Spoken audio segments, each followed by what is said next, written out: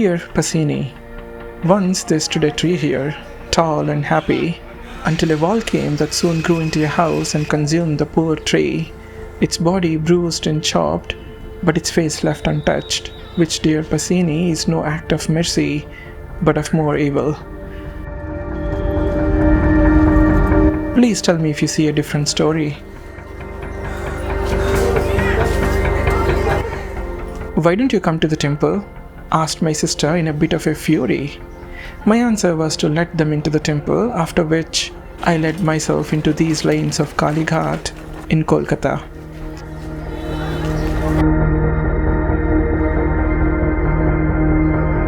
The sounds of busy feet, some bare and some protected, the words in several languages cryptic for my untrained ears,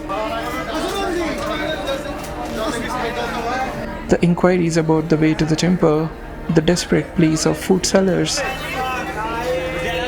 the bargains for a shortcut for God's darshan,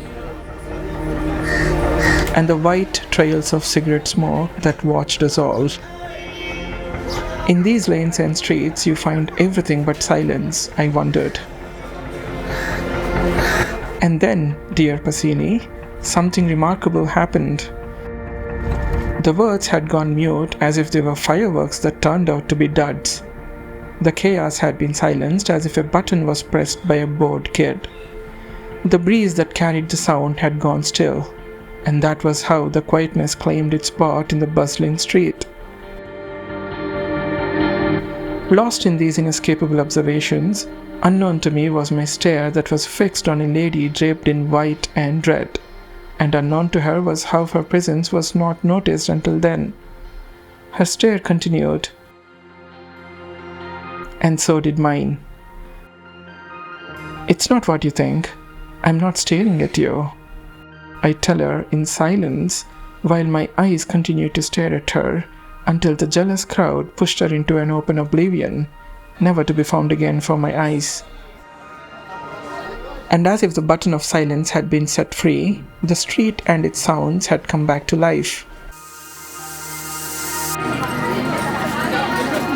Walking into unknown lanes and corners in an old familiar joy of seeking nothing, and still finding treasures that captured my gaze and held my feet, I rediscovered the lost courage to take a photograph.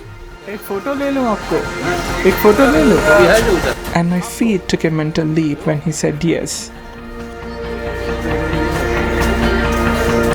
An eventful day, is it not? This isn't the end though.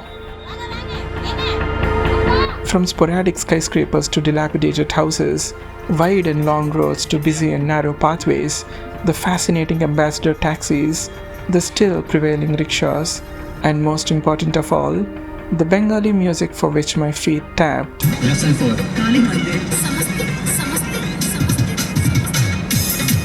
The moving car and its window had offered it all.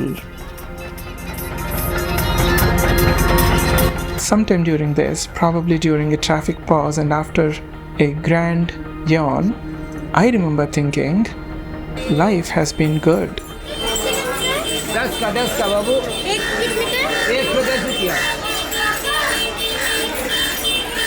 Strange, isn't it, Pasini, to end this letter with contentment after such a turbulent start? Best wishes, your friend from another century.